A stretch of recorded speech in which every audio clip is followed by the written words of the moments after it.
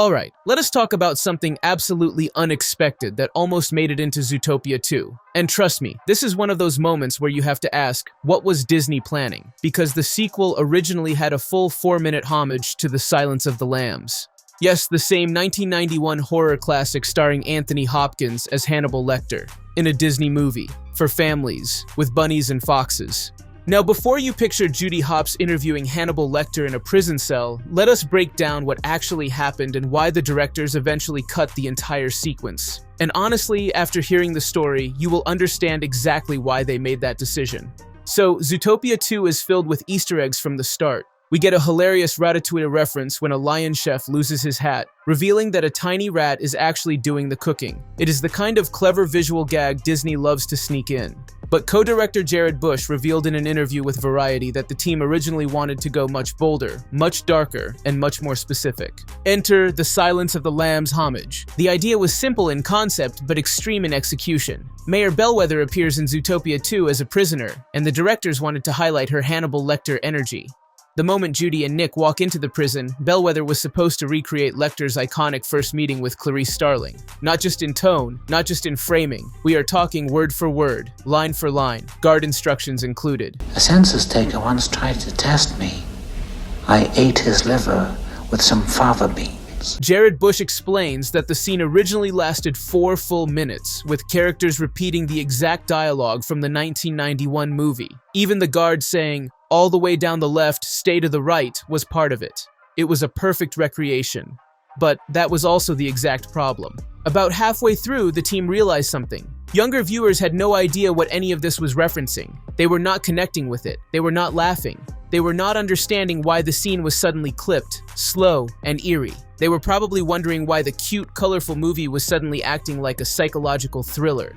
Bush even joked that it was the moment they realized they had lost the younger audience. And honestly, he is probably right.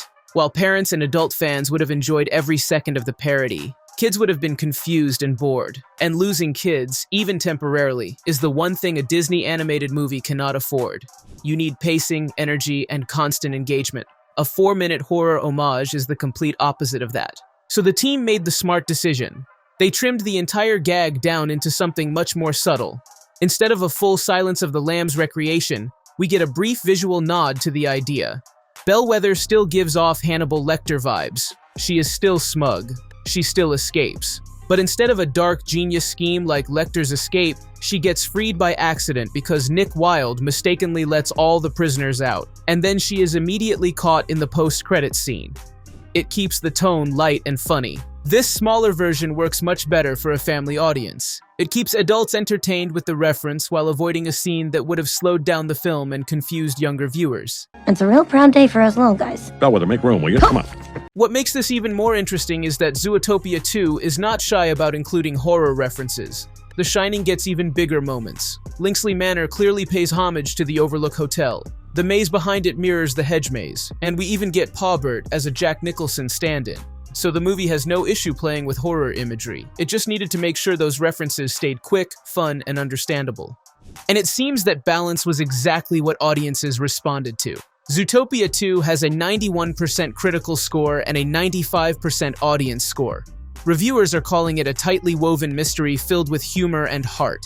It works for kids, it works for adults, and it works for fans who want deeper references in the background. That balance is what makes Disney animation so successful. They always push the boundary just enough, but never too far. If the directors had kept the full 4-minute Silence of the Lambs scene, the movie might have taken a weird detour that broke the rhythm, confused viewers, and felt out of place. The final edit keeps the spirit of the reference while making sure the story stays accessible to everyone. No! Keep it. So next time you watch Zootopia 2 and spot that little Lecter nod, just remember that it could have been a full-blown horror movie moment. And honestly, imagining Bellwether doing the Lecter hiss in a children's film is one of the funniest mental images I have ever had. That wraps up today's breakdown. If you enjoyed discovering the wild scene Disney deleted from Zootopia 2, make sure you like the video, share it, and subscribe for more fun explanations and deep dives. And do not forget to follow on Facebook for regular updates and extra content. Tell me in the comments if you think Disney should have kept the full Silence of the Lambs parody or if cutting it was the right call. Hey, bub. Hey, bub. Hey, bub. Hey, bub. Hey, bub. Hey. Hey, bub. Hey. Bub, bub, bub, bub, bub. Hey, bub. Hey, bub. Hey, bub. Hey, bub.